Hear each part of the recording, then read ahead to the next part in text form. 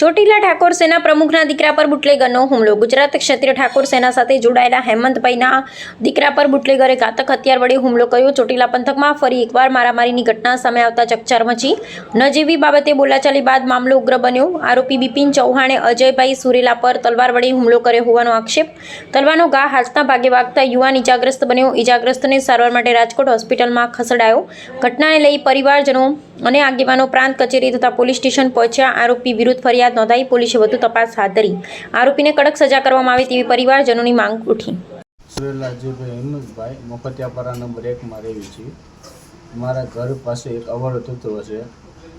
અવારનવાર ગાડી આડી મૂકીને બુટલેગર છે, દારૂ ધંધો કરે છે અને એમ કહે છે કે પોલીસનો બાતમીદાર છું, તમે કાંઈ અમારું કરી શકશો નહીં કાંઈ.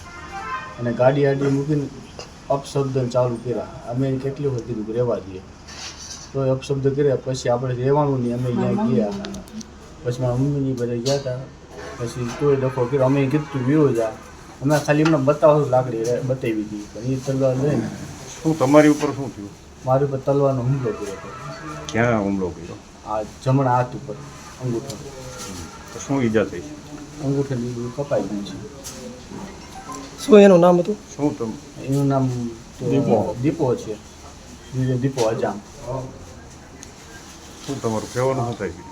એને કડકમાં કડક સજા થવી જોઈએ. અને કેટલી જગ્યાએ આવી રીતે એ છરીઓ બતાવીને ગરીબ માણસને બહુ હેરાન કરે છે. અને આ મફતિયાપરામાં અવાવૃત તત્વો બહુ વધી ગયા છે, બુટલેગરો બધાય.